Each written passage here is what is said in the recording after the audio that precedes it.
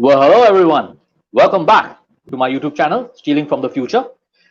Today is my fourth interview, and today we've got a guest who's very, very health conscious. She's a functional nutritionist, and she's the founder of an organization called Thrive FNC, fully into health and wellness. Uh, she has a master degree in functional medicine. I mean, she has a master degree in nutrition, and she has close to 2 decades of experience in health and wellness.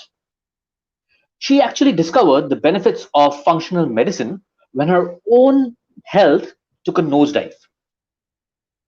Adhering to the modern principles of functional medicine, and along with some ancient wisdom of food, simple food, basing it on sound foundation of spirituality, she not only recovered from a multitude of chronic illnesses, she also, uh, you know, actually, she also lost 37 kgs. She actually reversed a major thyroid dysfunction called Hashimoto's, and she also recovered from diabetes and depression. Yeah, that says something. She founded Thrive FNC in 2017 with a vision to heal other people from chronic illnesses. Wow! And till now, she has recovered, or she has helped healing close to 200 people, more than 200 cases, and she has a and by using all her simple tools, and she has a vision, aim to cure 1 million people through her organization of Thrive FNC. Wow, what a help, what a visionary. So, ladies and gentlemen, let us welcome our guest for tonight, Mugdha Pradhan.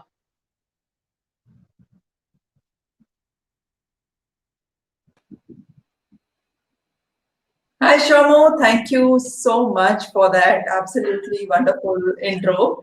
Hi, Sometimes Mugdha. when I'm over. when uh, when I hear that, then I'm wondering if are you really talking about me? Are you talking about somebody else? Because it sounds so grand. But thank you so much for that absolutely wonderful intro. So I'm so honored. so I'm honored, Mugdha. so excited to Yes. be here. So yeah, Mugdha, I was speaking to the viewers. I'm actually, and my channel, we are all very, blessed to have you here. Everybody has their health problems. Everybody has their stress problems related to the stress, related to work. Everybody has, one way or the other, some kind of problems related to eating disorders, whatever. This is needed. This is, and will be an enlightening experience for all of us. And we are all blessed to have you here. And we've got a very interesting question and answer session coming up. Your take on that? I just say, you want to say anything before we start off? You're welcome.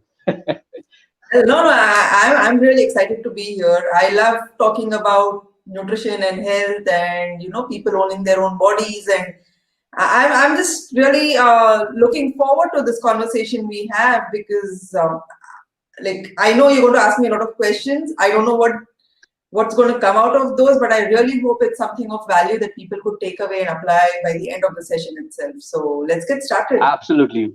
Absolutely. More than value, more than value. It'll be enlightened. Okay, so here goes, Mugdha. We start off. So, first and foremost, what is the relevance of food and nutrition in our daily lives? Well, see, that's a question I could talk for about 2 hours.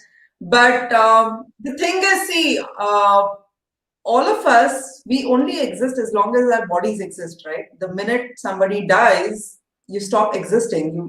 You don't really, you're not there as an identity anymore, except in a photograph with a garland on it. So you only exist as long as you have your body. And a lot of people fail to understand the connection between what they put into their mouth and how their body exists, right? So what we eat on a daily basis, every bite you eat actually has an impact on how your body is going to be. So it might not be immediate. Yeah, sure. Like if you drink coffee right now, you're going to feel alert in 30 minutes. So that's more of an immediate effect. But let's say day after day, you're eating really bad food. You're eating processed food. You're eating biscuits and chips and, all these haldirams, namkeens and all of that on a regular basis whenever you're getting these hunger cravings. You might not notice something happening to your body right now, but 3 months down the line, 6 months down the line, a year down the line, at some point, you are going to start feeling the repercussions of that. Either you're going to start feeling energy differences, or you're going to start feeling some kind of gut issues. So, what we eat, so the food we eat on a day to day, bite by bite, mouthful by mouthful basis, has an impact on your body, not just in the short term, but in the long term. Now, we at Thrive, you said, right, our vision is to heal 1 million people. Now, the work we do, we work mostly with people who have chronic diseases, illnesses that have developed over a lifetime. So diabetes and high BP, excess weight, even fibromyalgia, PCOD, PCOS. So the labels, like modern medicine has 100,000 labels for everything that's going wrong with health, right? But the labels are really irrelevant. What really matters is that disease has progressed over time and it has developed in somebody's body. And what we help people understand is that the choices they make about what they put into their body on a day-to-day basis are the results that will be shown over the long term. So your health is a lag effect of the choices you make today, right? So it's a lag outcome. It's not an immediate outcome. It's not like you touch a hot fire and you get a blister. It's not like that. It's a lag outcome. That's why people can't see the correlation often. They'll think कि चलो आज मैंने pizza खा लिया तो कुछ नहीं हुआ तो क्यों नहीं खाऊं. But ये जो है ना, ये हमारे जो चॉइसेस रहते हैं, डे टू डे चॉइसेस हम जो कंटिन्यूअसली करते रहते हैं, उसका लैग आउटकम हमको हेल्थ में दिखता है. The same thing, right? If you eat a healthy meal today, right? So if you eat, let's say, something without refined oil and really clean food, maybe just clean red meat or like eggs without doing anything nonsensical with them, you might not really see health immediately the next day, right? You might not wake up feeling healthy. But if you make that choice consistently, day after day, every day, then over 3 months, over 6 months, you are going to be healthy. It is a result that you are going to see based on what you're doing now. So what you do in your everyday life has a big impact on your health over the long term. So people need to understand that daily nutrition, daily food choices have a big impact on their health. And I just want to bring the attention on what's happening with the world right now. This entire COVID-19, that I don't even think that the pandemic is a real thing. I'm sure the virus exists. People are getting impacted by the virus. We can go more deeper into that later if you want to. But there is no real pandemic. I mean, it has a recovery rate of 99.9% in most cases, right? However, the people who are getting impacted by the virus are the people who have underlying health conditions. So either diabetes or vitamin D deficiency, or they are obese or they have high BP. Now, these are not conditions that suddenly came one day before the COVID virus infection came, right? These are conditions that have been there in their body because of the choices they made for the last 5 years, 6 years, 2 years, not 1 year. 1 year wouldn't really result in this, but the choices that they've made over the long term created these health problems, because of which they are more vulnerable to a virus that still shows a recovery rate of 99.98%. So that is why what you eat can have repercussions. So if people were really careful about the food they were eating, we would not have had a lockdown. There would have been no fake pandemic, and life would have just gone on, and the economy would not have been destroyed. So that's a very long answer to your relatively short question. No. This kind of answers are needed. People should know what is the reality and what we are, led into. So, this kind of answer really works. Thanks, Mudra. Thanks. So, Mugdha, going on to the next question is a bit more, insightful kind of a question. Can you give an insight on how the packaged food industry and pharmaceutical industry go hand in hand? So my team, if they're watching this right now, they'll be laughing because this is something that I rant about on and on and on. So I'll tell you what, right? And there are real jobs, okay? So there are people who have studied how to design your food in such a way that it's going to hyper stimulate your taste buds. Okay, so See, what happens is when we eat food, Oh, our senses are engaged, right? So, for example, we smell our food and we taste our food, we see our food. And our brain, every time any of our sense organs are stimulated, our brains release a certain amount of neurotransmitters like dopamine and serotonin and all of that. Now, in big food, so big food is all these processed food industries, right? Like, let's say Nestle and Danone and all of these big brands. Um, Amul. Yeah, yeah. they employ people who study what kind of taste would hyperstimulate your taste bud so that most of the neurotransmitters would be released. Okay, so it's like even with Facebook, right? There are algorithms that make people addicted to Facebook that you keep opening your phone and you keep checking. It's similar. So they actually work on designing food, processed food especially, in such a way that you will get addicted to it. So it's extremely addictive and it's designed to be like that. You know that ad, right? No one can eat just one, the Lay's ad. Yeah, I have yeah, tried yeah, it. I yeah. was like, okay, challenge accepted. I'm going to eat just one and I want to see what happens to my tongue and my brain. It's very hard. It's very hard to stop after one chip because what that one chip does is it creates so many sensory, so much sensory overload in my mouth that my brain just lights up like a pinball machine, and then I want to have more and more and more of that. It's like a lab rat. So there are people who design food like this in these processed food industries, and they work on getting our children addicted to it. They work on getting us addicted to it. Okay, so this is one. So this is one aspect of it. Second is the horrible marketing around it. I used to do a lot of corporate presentations before the lockdowns happened, and I would always show them these ads. There's one ad for some dirty Maggie oats noodles or something. So Madhuri Dixit is there and she's dancing and she's very fit and all of that. And then she wakes up the rest of her family and they all dance and then they're all very hungry after such a nice active session. So she says, I'm going to give my family the healthiest meal possible. And then she makes this Maggie oats noodles. In what world is that the healthiest meal possible? I don't know, right? So people watch that over and over and again. And you know how TV and mainstream media programs your mind, right? That's why they call programs, because it is mind control and it is programming you. So those ads or those, breakfast cereal ads, all those Kellogg's cornflakes and chocos. I'm dropping brand names here. I hope that's okay, but it needs to be said out aloud.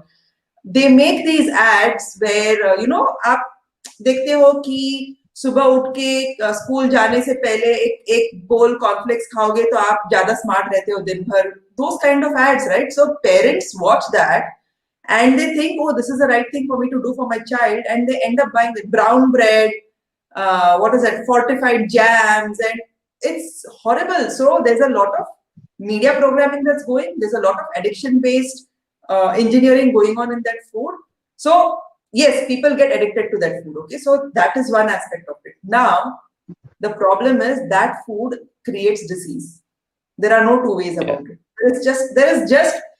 There is not a single scientific paper that I have researched or come across yet that tells me processed food can create health. There is no processed food in this world that will create health. All processed food actually just creates disease because it messes up with everything in the entire body. When you eat this processed food, you automatically start getting sick. When you start getting sick, so right now the food industries are profiting from your addiction.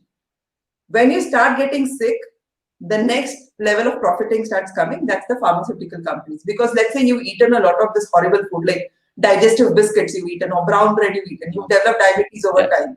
You develop diabetes, you go to doctors. Poor doctors, the way they are trained in their medical curriculum, they are just trained to look at a disease and suppress the symptoms. They're not really trained in how to reverse diseases, right? And I mean, it is their fault. I don't question the system, but that's the way the curriculum is designed. So when somebody goes to them with diabetes, they are not going to look at why did you get diabetes in the first place, what created diabetes. They're going to say, "Acha, aapka blood sugar itna hai, chalo ye lo metformin le lo, ye lo glycomet le lo." So now this person is dependent on medication for life. So now the pharma company has started profiting from him or her. So food industry is still profiting because lifestyle has not changed. Now food industry is profiting, pharma industry is profiting. Over time, this person becomes a hospital case, the corporate hospital industry starts profiting. Nowhere in the chain is anyone saying, hey dude, let's look at what you're putting into your mouth, let's change that so that this disease doesn't continue to progress. And if you look at who has designed medical school curriculums, often you will find it's the pharmaceutical industry itself that has designed medical school curriculums. Now, I have Yeah. gone down this rabbit hole many times, asking the simple question that why is it so hard to treat diseases that I can reverse in 3 months, right? Why is it that people are still suffering with diabetes or high BP and taking medication? Why aren't doctors really working on this when I can, with the knowledge of nutrition and the underlying root causes, reverse this in 3 months, right? So then I started looking at where are the doctors getting their knowledge from, who is designing the curriculum, and then it's this big rabbit hole, right? It's designed by people who have designed it in such a way that they will profit from poor human health. And then if you look at who funds the research papers, it is the same pharmaceutical companies. Yesterday or like 2 weeks ago, I came across this article that showed how the American Dietetic Association has received funding from some of the biggest big food companies for some of the studies. So if food companies are sponsoring research studies, what is the outcome going to be? So many of the research studies are sponsored by these big food giants, right? Like Kellogg's and all of those. Now, if they are Absolutely. sponsoring research studies, the researchers don't want to lose the money that they're getting for doing that research. They will report whatever is bloody going to be asked of them to report. And then if you look at the ties between the big food companies and the pharma companies, sometimes they're owned by the same parent companies. They're literally owned by Yeah. the same parent companies. If that doesn't scare people, I don't know what will, because they don't care about people's health. They really don't. No. They just want to make people profit centers. Every like हर इंसान ना उनके लिए एक profit center है कि पहले खाने से profit करेंगे processed food से, जब बीमार हो जाएगा तो दवाई से profit करेंगे. So that is how And then it is. That's hospitals. the correction. And then hospitals. तो क्या hospitals एक बार चलेगा. अभी COVID में we've Yeah. seen, right? People are coming back with bills of 8 lakh, 9 lakh for a cold, सर्दी जुकाम and Yeah. 8-9 lakh का bill. So it's insane. It's Racket. really sad Yeah. the state of human health is right now. Very sad. Very sad. I, But I yeah, know that's that answered folks. your That's question. the truth.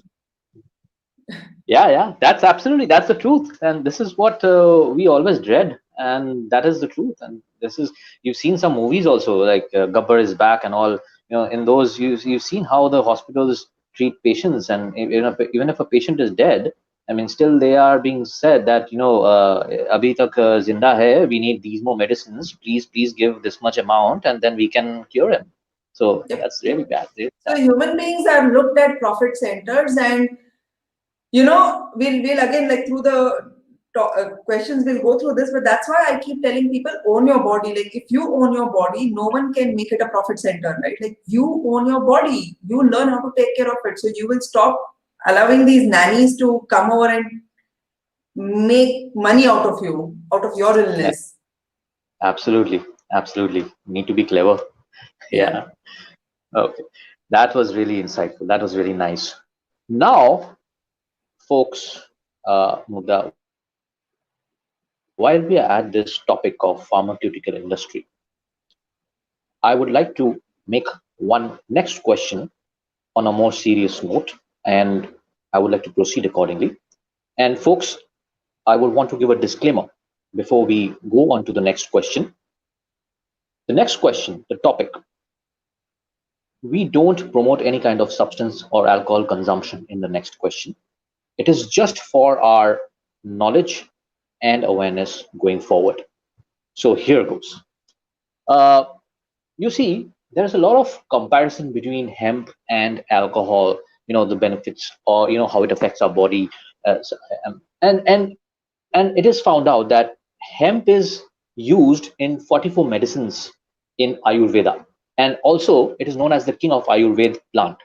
Alcohol, on the other hand, causes 44 types of cancer, and we consume it every weekends. Yeah, absolutely. And hemp is a plant which creates the biochemical which cures or prevents around 30 to 40 cancers. Also, hemp is like an antidepressant. In India, 1 out of 4 people have depression issues.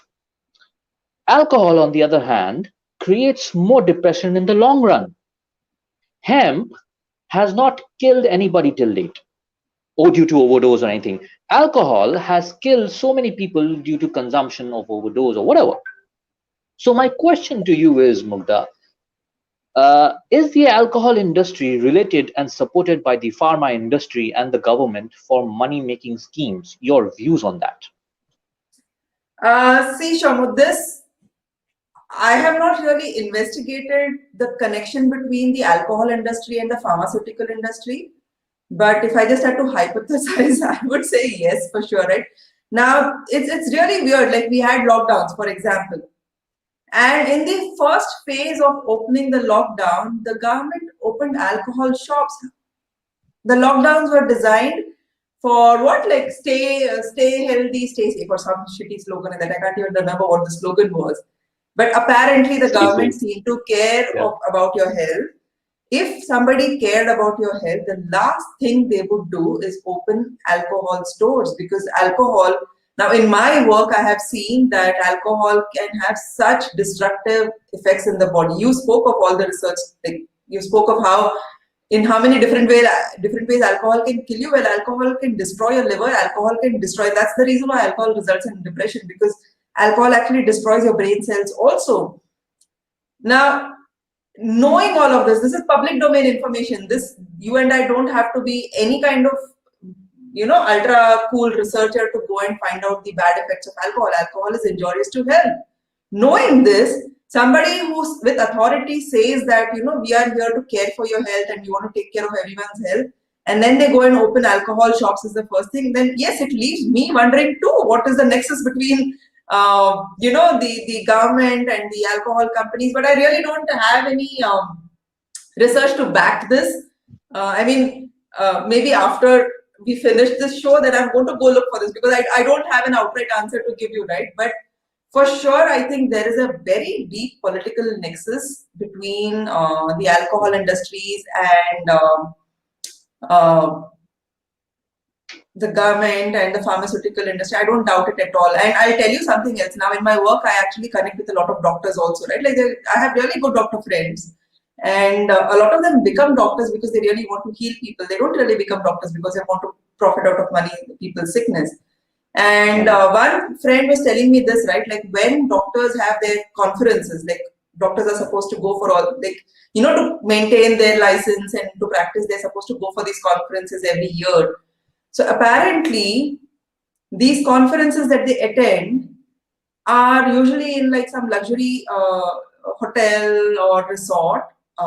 It's all sponsored by the pharmaceutical industries, and alcohol is free flowing there. It's free flowing, right? They say Yeah. like most of us go there like it's bachelor parties and it's time to get drunk. We all go there like that, and he's not the only doctor who's told me this, right? A lot of doctors have said this, that at these kind of conferences, there's so much alcohol of all varieties, and of course the pharma companies. And I was like, would you say this to me on camera? Can I please record this? He's like, nee, Baba, I still want to work as a doctor, so I can't say this upfront, but this is the truth. It is a sad truth. And the entire hemp and marijuana thing, it's ridiculous, because I've lived in Toronto before I came back to India, and medical marijuana is legal there. They use it as medicine. A lot of functional medicine practitioners actually prescribe CBD oil, which is an extract of marijuana. They prescribe CBD oil for their patients with chronic pain like fibromyalgia, or people with cancer, etc. So I don't know what the UN cry is about, something that's actually a medicine, and people are absolutely okay about alcohol being sold on the streets, like huge lines outside alcohol shops during the lockdown also.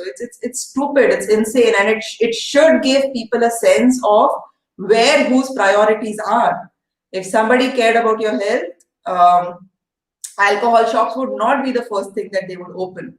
And see, in the end, I'm also an anarchist, so I believe it is each person's choice to really do what they want. If somebody wants to get drunk and kill themselves, that's that person's choice. The government has no right to say this is okay and this is not okay. And then if they're saying this is okay and we have all the evidence proving that this is not really okay for human health, then you should question whose authority you're trusting. So that's the answer. But I'm going to go look up if there's actually a connection between, like how I know big food and big pharma are closely tied. I'm going to check for the alcohol industries and the pharmaceutical industries as well. I think it's going to be the same answer as you gave in the last question. It's a nexus. I mean, like how the packaged food and the pharma are, tuned into, once you get packaged food, then you fall ill. Then again, the pharmaceutical makes money out of it. Here also, I think Yep. you go for alcohol, you fall ill, and then the pharmaceutical companies are there to save you. So, you do They business. don't save It's you, all no, they about the just money. pretend to save you. Yeah. Yeah, yeah. So, Yeah. folks, you got the truth. Yeah. Okay, nice. So now we shift to another kind of a question. When we talk about energy and consciousness, Hmm. how do current food habits affect these? Sure. So that's a great question. That's something that I personally like pondering about, working on, and going deep into. See, the thing is, I like in my work also, I tell my patients also that look at your body and mind as either like the body is the foundation, like it's a house where your mind is living in, right? Or it's like a car that you're the driver of. So your mind is the driver and your body is the car, or your mind is like a person living in a house and your body is the house. Yeah, Now, if you're living in a house where the plumbing is broken, like pipes are broken, pipes are leaking, the walls are all leaky and there is mold in the house, or the ceiling is broken and it's leaking from top, or there are cracks in the roof. No matter how good a designer you are, or an architect you are, or how beautiful you can make a home, if your house itself is broken, all your energy is constantly going to go into fixing these small things continuously, right? So you can't really create beauty in that house. You're constantly trying to repair the house. Or if you take yeah, the car and driver analogy, right? So you could be the most amazing Formula One race car driver, but if you're going to drive a car which has two punctures and the steering wheel is out of alignment, and the gas is like the petrol isn't really flowing smoothly, and like I don't understand cars too much, so I'm going to use really horrible analogies, but anyway, let's say the car is not functioning well and you are a great driver, you cannot drive that car to the best of your abilities because the car itself is broken. It's the same with your body and mind, right? So you could be doing a lot of consciousness work, a lot of energy healing work, a lot of meditation, a lot of mind work. But if you haven't taken care of your body, a lot of your energy will start getting diverted into repair work of the body. yeah, So always first build the foundation, make it really nice and secure so that the mind can then do its job of creating beauty around it. And I experienced this in my own personal life, right? So I've always been somebody who was tuned into spirituality. My mom like taught me yoga and meditation when I was very young. She herself worked as a volunteer for 14, 15 years of her life as a nurse in a hospital without taking a penny. So I've seen her give her life in service to humanity and to help people feel better. And I wanted to honestly live a life like that. But in 2016, you spoke in my intro, right? Like when I reversed my own diseases, I had an autoimmune condition. So I really got sick. I got so sick that I couldn't do anything for anyone else, including my own daughter. So my body itself was demanding so much of my time and energy and attention that I couldn't give anything with my consciousness, with my energy. I couldn't give to the outside world. It's only after I repaired my body, like I speak of it as repair, but I really think of the body as a very intelligent machine that needs to be well oiled. The buttons need to be functioning well. All the systems need to be working well, right? So when I completely help my body heal, then my energy is now available to do so much other work, right? So my consciousness has transcended different dimensions through whatever tools we have, right? So meditation, for example, or other ways to go into altered state of consciousness, whatever tools people might have. I'm able to go into very, very high altered states of consciousness because my body doesn't demand my energy and my attention. So the body is your house, the body is your car. Only if that is working really well can you be the most amazing driver, can you be the most beautiful architect of your life. So first take care of the body, then start doing the energy and consciousness work. You can start doing that simultaneously if you're decently healthy, sufficiently healthy. But if you're somebody who is sick, and then if you just try, like I've worked with people like that also, right? People who just wanted to do spiritual work, meditate, and not look at the body, not do the hard work of actually eating right food and all of that. It doesn't work like that. It just doesn't. There are two units that need to work coherently. Yeah. Yeah. So that's my personal opinion, that you first work with the body, start working on the mind, but mind work, consciousness work, energy work, spirituality becomes so much easier when the body is running like a beautiful machine. That's Yeah. absolutely really insightful. Everything has to be in tune with the mind and body Absolutely. for the results to come. Yeah. Good. Nice answer, Mugdha. Okay, Thank now, you. now we are going, like we have been hearing a lot of nice answers, very insightful answers from Mugdha about health and wellness. Now, folks and Mugdha, let us venture into a different kind of a question. 1929 was marked in history as the Great Depression. From there to 2020, there have been three, four depressions. How have these depressions affected humanity in all aspects? Your thoughts? Hmm.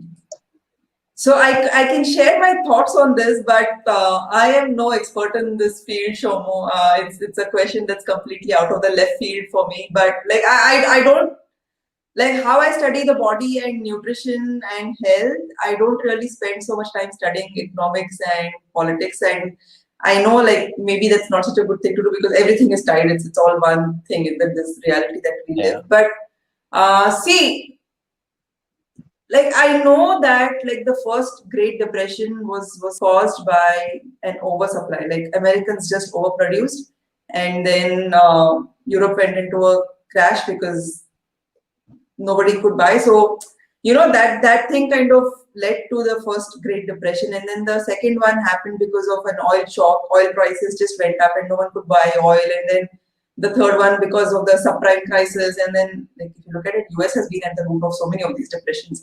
And then, Yeah. of course, the dot-com bust that happened. So um, different reasons have caused different depressions.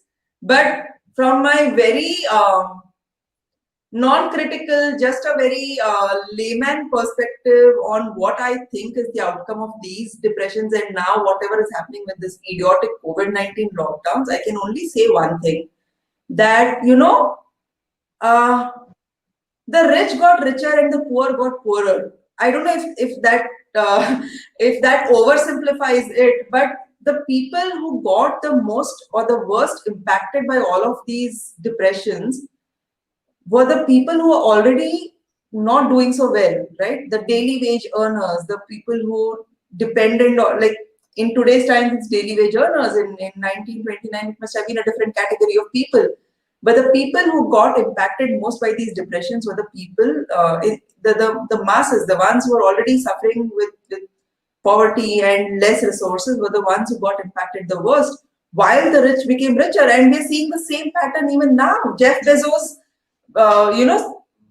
he's made billions. Everybody like, so all of these billionaires have become billionaires, like double billionaires, like or triple billionaires, whatever. But their wealth has amplified. It has multiplied.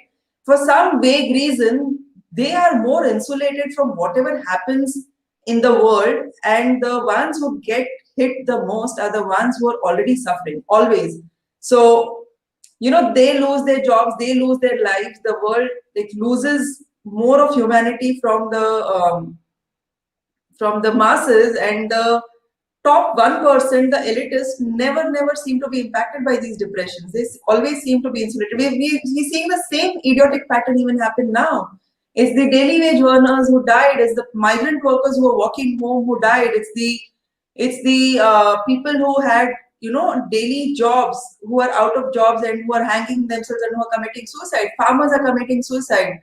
And the Ambanis and all of that, they're just launching more 5G networks, and it's like to them nothing has changed. And that's the pattern I'm seeing with all these depressions that have happened over time, that the rich get richer and the poor get poorer. And even like with the subprime crisis, I was just talking to somebody else that day, and whatever, like let's say the subprime crisis created a depression, and then the norms became stricter, the banks became stricter with their rules, which was just very superficial, it didn't really change anything.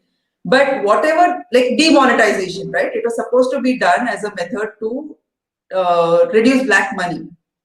Who got impacted most by it were the people on the roads, the daily wage earners who were making money on a daily basis. And in a cashless, when the demonetization thing struck, they were the ones who got Yeah, affected yeah, the most.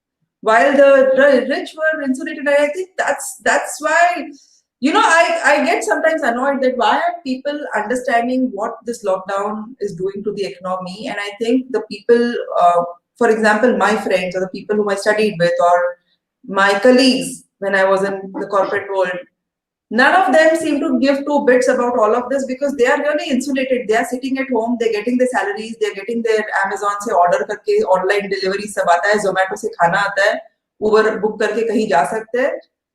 So they are really insulated from what's really happening down on the roads with this lockdown, and that's why they don't seem to give, like, it just seems a more comfortable life for them कि घर पे बैठ के आराम से सब करने को मिल रहा है. But to answer your question, I'm not a political analyst. I don't have like really clear, distinct answers for that. But the only thing I can say is for humanity, what I can see is the rich get richer, the poor get poorer, and it just affects the masses so much more than it affects the elitist classes. I don't know. I don't know absolutely. if you have a different perspective to this. If you have any other. No, no. Most of it, what you said, Mugdha, is absolutely, it makes sense. But the thing is that just one thing, I was just wondering. Maybe I would be wrong, but yeah, I was just wondering. Maybe sometime back the farmers bill passed. Sometime back Yes. by yeah, and some leeway in which the farmers might get more mileage in terms of their finances, which the middleman was having sometime back, the rich men were having sometime back. So maybe just for hope's sake, for our folks over here, we may be having some amount of silver lining at the end of the tunnel regarding the rich not always getting richer and the poor having some amount of light at the end of the tunnel. Maybe, but yeah, it's a long process. It does not have any implications right away. But yeah, I mean there might be some amount to see in the future. See, with the So farmers bill now with no price guarantee, yeah, there is no price guarantee for the farmers, right? So somebody can come and completely undercut their prices, and we already know how farmers are really desperate, right? Like, they yeah, they are not the most business savvy people, especially the yeah, single land, absolutely, like single crop kind of farmers. So they are not. So they could fall absolutely, prey to this corporatization. They will start absolutely. subletting their farms to somebody who says that, hey, we'll pay you this fixed price. You don't have to worry about money at all. And so Yeah, I'm just worried about where that bill is going to take our food supply, because that's going to bring in this entire GMO, genetically modified foods. It's going to bring in corporatization of farmland. yes, yes, Which yes, is yes. I don't like. I honestly don't see a silver lining there. I mean, the bill is like delivered as if it's going to be a silver lining. But if you look at how Yeah, politics and how dirty politics are all the time, it's basically that agenda, right? Now there's no price guarantee. The poor farmer is not going to have a guarantee that for a particular crop he or she has grown, it's going to be sold at a certain market rate. So they're going to be undercut big time.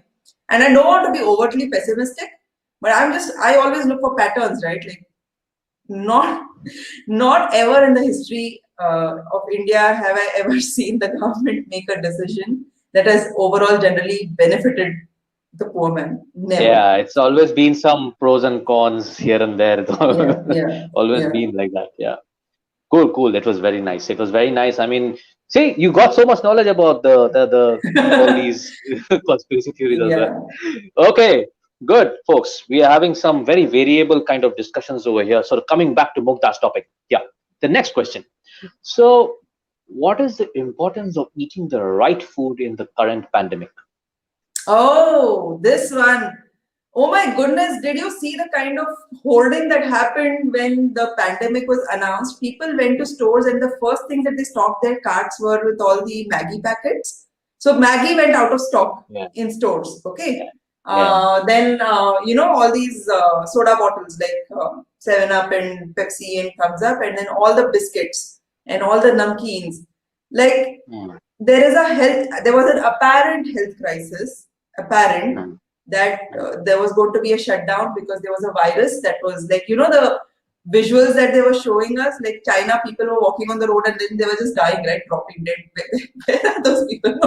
Nobody's died like that ever in my, like, anyway, I mean, Yeah. the visuals and the story and the narrative that was sold to all of us was that there's this super deadly virus that is killing people in its tracks, and all of Yeah. you need to be at home so that you don't get infected or you don't infect each other.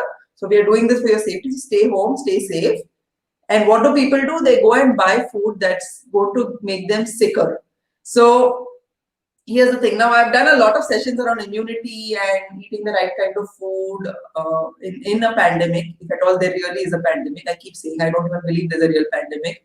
But the thing to do is, if since there is a virus that is new to all of us and some of us are falling prey to it, what should be the focus is you should focus on what will a body do if it gets exposed to the virus.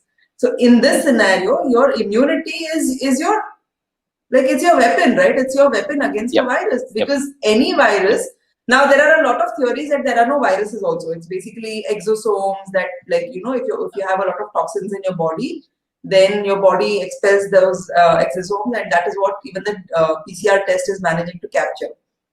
So Yeah. I don't want to go there. I'm going to assume that, okay, there is a virus. All right, let's say there's a virus. Or maybe in the future there'll be another bacteria, or there'll be a fungus, or there'll be something else. There'll be a pathogen that's going to impact our health.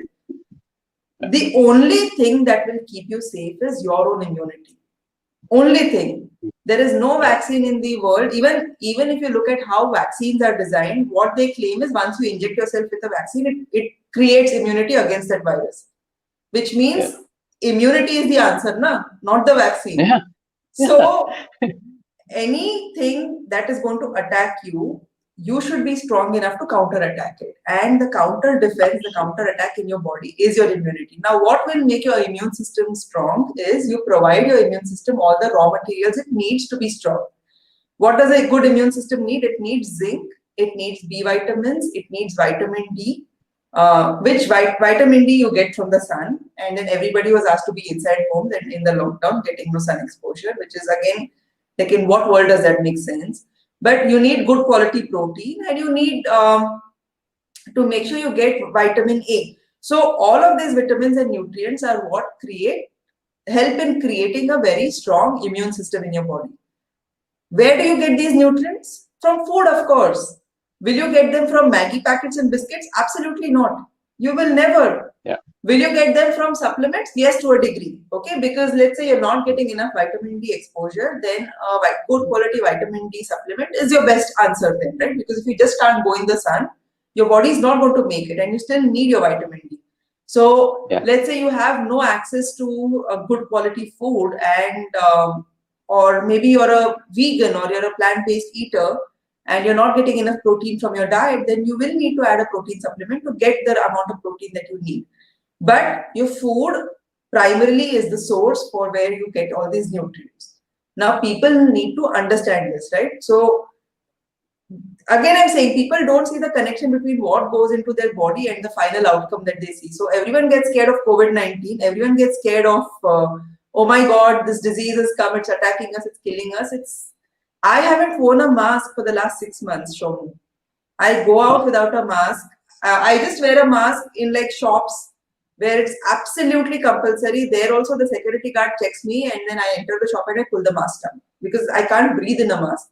So I haven't worn a mask the way most people are in the last 6 months. I have hugged people. I have maintained zero social distancing in the last 6 months. I am not scared of a virus because I know how strong my body is. And that is the scene with most people who know how to take care of their bodies. If you know what status your body is in, and how do I know this? Because I get my blood test done often. So even at Thrive, when somebody comes to us for any problem, right, any health issue, we look at their blood test and we find out what is the root cause. So from the blood test, we know what is their internal health like. So I keep getting my blood test and I know what my internal health is like. Okay, if I have a vitamin D low levels, then I'll take a supplement and fix it. But I don't get scared of viruses and bacteria because of that. So if people really have to care for themselves during this scamdemic, or let's say, even if I go with the official narrative and call it a pandemic, if people really have to care for it, they have to really take care of what they're putting into their body. And the second aspect of that is making sure they aren't putting too many toxins in. So a lot of people don't realize this, but even the personal household care products, Harpic and bleach, even the dishwashing soap, because you're touching this all the time, the toxins can enter your body through your skin, and that can cause an overload. Or even Yeah. people who sleep with Wi-Fi on or with their phones next to their head, all of these things actually stress the body more. The more the body is stressed, the lesser it's capable of fighting an external invader. Correct. So Correct. taking care of your body will ensure that you don't really fall prey to any virus, anyone, Absolutely. unless they design a strain that is so lethal that it kills you as soon as you come in contact with it. Right? Then there would be no recovery rate at all, right? No. No. Like something No. like Correct. Ebola. Ebola is very lethal. The recovery rate from Ebola is very, very low, right? It's not like this COVID-19 ki 99.98% people are recovering and then you're calling it a pandemic. कोई मतलब ही नहीं है उसमें. Absolutely. Yeah. Absolutely. Yeah, folks, what insightful information. Hope you guys enjoy life. Take precautions according to your health, but enjoy life. Be confident and take your, eat the right stuff. Mugda is there to help you in this regard. Okay, okay, great, great, great. Moving on, folks. Moving on, Mugda. So, what is the importance of an alkaline diet? How does it help you? So see, Shamu, like in my work, no, I know a lot of people do stress on the alkaline diet. There's like a lot of work that Dr. Sebi has done on this alkaline diet. But to be honest, the work I do, like I said, we look at blood tests, we look at root causes, and we fix those root causes. So I don't really look so much at any particular diet as this is the diet or this is the answer.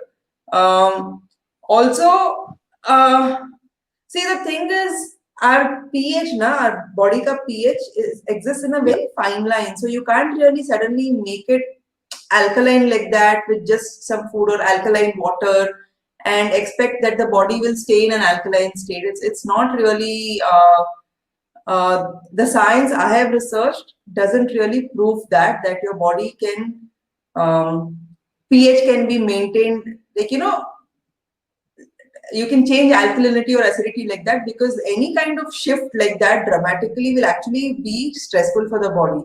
And the alkalinity of your cell, no, it actually depends on the electron transport chain. So that will get really complicated if I go there. But in the mitochondria, when your NADH becomes NAD and then that hydrogen atom is yeah, released, then pH and everything changes. So mitochondrial health really determines how your cells are functioning in terms of a state of health or not. The alkaline diet philosophy, I don't really abide by it so much. I know a lot of people are big time believers in that, and if it's working for them, great for them. But the work that we do at Thrive, we look at root causes, we look at blood tests, we do a lot more evidence based work. Because it's more objective and it's easy to track also. I'm a little data obsessed. I really have okay, OCD about data when it comes to somebody's health. So we look at blood tests, we look at before, after, we see what has changed, what has not changed. That's why I also do my blood tests so often.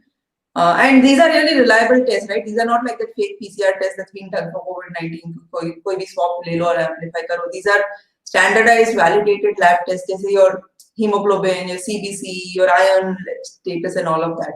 mhm, So we do more evidence-based work. So if it means that we have to bring in animal-based protein for somebody, we bring that in. If somebody needs to go on a ketosis kind of a diet, we do that for them, right? So it really depends on the person, their health status, and what their internal blood tests are showing. But I am not such a big proponent of the alkaline diet and all of that. Though I was a plant-based nutritionist for nearly 2 years a while ago. So that's my answer. a lot of people believe that after you have something like a biryani or a very spicy kind of food, which might have some acidic effect after a later one, they believe in having a lot of desserts like ice creams and all will act as alkaline, neutrifying it. you know is Oh it no. true? So there are no, no, no, it's not. There are so many myths around food now. Like See, Okay. our stomach itself is like the most acidic. So, like, see, they say we evolved from primates, right? They say our physiology is very similar to a primate physiology. Yeah. But our gut has the lowest pH. So, when I say lowest pH, it means it's the most acidic. Our stomach is very, very high in acid. It's meant to dissolve animal meat just like that. Yeah. So, when people have acidity, that acidity is not because the stomach is producing extra acid. Our stomach is an acidic place only. It's like hydrochloric acid is there in our stomach. The acidity issue is basically because they're eating the wrong kind of food, or their gut microbiome is completely gone, or they could have an H. pylori infection or something like that. So that is what is Okay. triggering acidity, right? Or they're eating beyond their capacity, they're eating at the wrong time. But usually it Uh, happens because they're eating the wrong kind of food. Like if you eat food with a lot of refined oil, that's been cooked in a lot of refined oil, it usually, like oily food, right? It usually triggers acidity, not fatty food. yeah. So you could eat Mm. animal fat just like that, and that won't trigger acidity, but refined oil mein banaya hua khana might trigger acidity. So it is the wrong kind of Okay. food that is triggering acidity, or it could be an infection in the stomach that is triggering acidity. And then acidity feels like heat, right? It feels like ऐसे गरम गरम हो रहा है, इधर जलन हो रही है. So people Yeah. think that जलन के लिए ठंडा That's खा really लेंगे तो ठंडा हो जाएगा, but it's not uh, like that, right? So it's nothing like that. it's not like that at all. You're just doing like a temporary hack to kind of fix a problem. Which Uh, it's like sir दर्द कर रहा है तो Crocin ले ली, but hands. it's not the answer, right? Maybe momentarily your Exactly. head will stop hurting because you've taken a crocin, but unless you find the root of what was causing that headache, your headaches will keep recurring. So Okay. always find the root. So if somebody is suffering from acidity, our job is to find out why are they suffering from acidity, what is triggering that Yeah. acidity, not trying to suppress it with ice cream. Correct. Correct. That's the thing I was looking for. Very nice. Very nice. So now that we are almost coming to the end, but there is something very important that in question is coming up. So we believe. I mean, I believe we all eat from our all five senses, and whatever Hmm. data we receive in time, it either affects our body, or it makes it better. So keeping that in mind, do you think with healthy food, a healthy mentality is also important to give shape, proper shape to your body? Yes, very, very, very. Because see, the thing is, like you rightly said, we eat with our mind also, right? Because Yeah. whatever our senses perceive is going to our brain, and that's creating a certain experience for you. So why do kids like eating ice cream so much? It might not just be the taste of ice cream, but it's the other things associated with that ice cream. Maybe that ice cream is given as a reward, so the feeling Mm. they associate with that ice cream is also what creates the joy of eating that ice cream, right? So um, plus then how it smells, how it looks, how it's presented, like with all the sprinkles and all of that, then you eat with all your senses. Now, what happens is a lot of people, when they start eating healthy, they miss that kind of, like I said, the hyper stimulation of your senses, right? So maybe if you eat, like my food is pretty much the same day on day. Only on weekends I get really creative with my food, because on weekdays then I just like focusing on work, so that the decision Mm. making part of the food is like out of the equation. Ki I'm not spending too much energy. Ki kya khana hai, kya banao. So it's pretty standard fare every day of the week, and on weekends I get really experimental with food. But I have trained my mind to be in a place that food is fuel. Food is Yeah. not entertainment, right? No. Food is fuel. Ki I have to do a certain amount of work on a day-to-day basis, like whatever working hours I have, and I need energy to do that work. I need energy to be of service to other people. If I have to really help other human beings, I should have enough battery power in my body. So Yeah. battery on रहने के लिए, what is it that the body needs? I'm going to look at food as fuel, and I'm going to put that in my body. Then I'm going to look at what is the best fuel, right? So is it, are chips the best fuel, or maybe eating eggs and ghee is the best fuel? So I'm going to look at it like that, and then I'm going to choose my food accordingly. But I was an emotional eater, so I became 97 kgs because I was using food to suppress whatever other stuff was happening in life. If I felt depressed, I would eat something like a donut. If I felt sad, I would go eat a cake. If I If I was angry or upset, I would make like something really yummy and then I would eat it. So I myself was an emotional eater. So I understand how people end up attaching emotions to food. And it's taken me nearly 3 years to train my brain to say food is fuel. But if you really want to be healthy, right, then you have to make that switch in your head about what purpose food serves, and it is not very easy.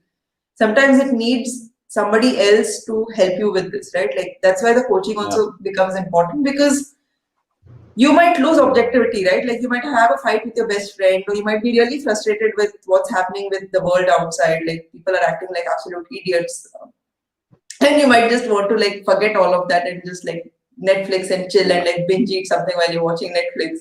Absolutely. So then it really becomes useful to have somebody who's your accountability partner. That okay, you want to make a switch about food in your brain, you want to look at food as information and as fuel and not as entertainment, then somebody can help you be there to kind of guide you and coach you towards making those choices. But it's easier said than done. It really requires a certain level of discipline and determination and habit formation to eat Yeah. healthy with every meal, right? Because there are so many distractions, there are so many reasons why you would fall off the wagon. Yeah. But developing that mentality, so it's not always about stocking your fridge with everything healthy. You could have a fridge full of all the healthiest food items. You could still go to Zomato and order a pizza, right? So if you're Yeah. feeling low, especially, and that's what happens Yeah. to a lot of people. So uh, that is the mentality, that the question that you asked, now the training of the brain, that Absolutely. you are thinking of food as fuel. So before you go to Zomato and order, even if you want to order from Zomato, you look for something that's good for your body and not something that's going to harm your body. So Absolutely. Yeah. That's the mental makeup one should have, while consuming, yes, because of and it, their see, own yeah, body that's. no one teaches us this, right? Like no one teaches us how to make the healthiest choices for your body. We learn geometry, we learn algebra, we learn geography, we learn all the chuta history. Now history textbooks will be Yeah. changed again also. So we'll learn all the wrong information. But nobody teaches you how to take care of your body, how to make the right choices for your body time and time again. So that's Yeah. I move my hand so much Absolutely. that my headphones fell off.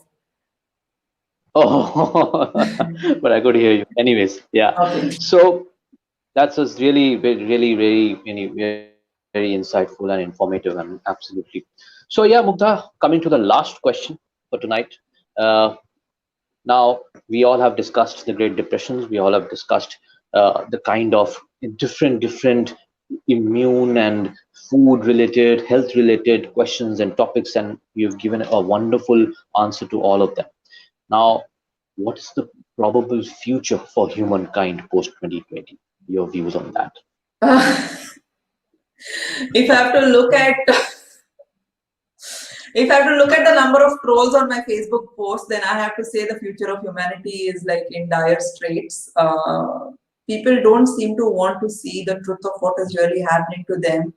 There are so many people who are waiting for the vaccine. I mean, like for God's sake, how can you be waiting for a vaccine that has no clinical trials, that has been proven to cause so many side effects in the two volunteers who took it? And like honestly, if you ask me, I am extremely pessimistic about where humanity is headed after 2020, given the kind of ease with which the government could take control, different governments of different countries could take complete control of all of humanity. Like Yep. every country except maybe Tanzania and Sweden, and Tanzania more than Sweden, most countries actually went with these stupid lockdowns. People's personal freedoms, people's personal rights, people's personal liberties were completely taken away. And not just Mm. taken away, they actually, I mean, they were okay with it. Like the most of the population was okay with this being done. And Yep. there are already talks about the second wave. I saw a newspaper, Delhi ka newspaper, where Kejriwal is saying ki second wave of COVID is coming and all of that. They are talking Mm. of a second wave because they want to impose a second round. So these first lockdowns were just a practice run. It was just to see if the population would comply, if the masses would listen to them, and if they could get away with Yep. it. The second round of lockdowns are going to be so much worse. Like businesses that survived the first round are really not going to be able to do that in the second lockdown. It's already so many industries went bust, right? The music industry is gone, the tourism industry is gone, the hotel hospitality industry completely took a beating. Now they're trying to revive it again with some places opening up. But um, if people don't wake up and see the larger scenario of what is really happening, Absolutely. of how we are being taken control of, how everybody is going towards a cashless economy, how that universal income, one basic income, and then see the goal is eventually they will want to vaccinate everybody. The vaccines have. They're speaking of quantum dots, they're speaking of vaccinations with digital microchipping so that they know who is vaccinated, who is not. That is 24 by 7 surveillance, so that it's like a surveillance state that they're creating. Every moment of every human being is going to be tracked. It's a rather depressing scenario. I don't really want to even exist in a scenario like that, honestly. It's only if all of us come up and protest against this mandatory lockdowns, mandatory masks, Yeah. that humanity will have a seemingly different future. Otherwise, it's doomed. In fact, on the 2nd of October, on Gandhi Jayanti, there is going to be a protest held in Mumbai. I'm going to be there for that one as well, where it's a Yeah. silent protest. We're not doing anything. We're not doing anything radical, but we're just going to be there to say that, hey, guys, we are not okay with this. We are not okay with mandatory masks. We're not okay with mandatory lockdowns. Just let us live our lives. Like, you don't get a right to tell what I should do with my body, because now it's mandatory masks. And it's mandatory lockdowns. What will stop it from becoming mandatory vaccines, right? Like, I might Yeah. choose not to get a vaccine, and what will happen is they'll say that if you're not vaccinated, you can't come and shop at the store. If you're not Yeah. vaccinated, you can't send your child to the school. If you're not vaccinated, you can't do this. So my options to exist in a city will completely start going away if I don't get vaccinated. That's the way they're designing it. So either we Yeah. all move off grid and start living in off grid solutions, or if you want to continue to live the life that we've created. Like, I have a business, I run a company, I want it to thrive. I Yeah. really want it to do well because I have to heal a million people. That's my purpose on this planet. I don't Mm. want that to shut down, right? Yeah. And Absolutely. then, yeah, and then if things are going to come because nobody's protesting against these mandatory nonsensical diktats that the government is coming out with, all of that is going to collapse. So Yeah. if humanity has to progress and not go into this surveillance, big brother watching, dependent on government, one basic income survival mode kind of a thing, we have to take action now and stand up for our rights. Otherwise, I really think humanity is doomed beyond 2020. It might take long, like, the entire Agenda 2030. Modi said in one of his talks on TV, I don't have a TV, so I only get to see screenshots on my social media, but I think he spoke कि हम वो UN Agenda 2030 से पूरी whatever सक्षम रहेंगे and everything. But he has said that they're going to implement that in India. Why? If anybody looks at that agenda, they'll know that the way we exist now is not how we are going to be able to do it after 2030. And forget about us. Our kids' futures are completely at stake. Now I'm seeing babies who are like newborn babies with masks on their face. Yeah. Mm. Like, it's ridiculous. It's just stupid. The So if friendship humanity with doesn't wake US, up, sorry. friendship with USA is going to a different level altogether. Yeah. Yeah. It's Bill Gates comes and he gets to decide what we should be doing in India. Who the hell gave Yeah. him authority, right? So we need to stand up. If you really care about our country, if you really care about our fellow men Yeah. and the people whom we depend, right? So, like I said, the poor get poorer and the rich are getting richer.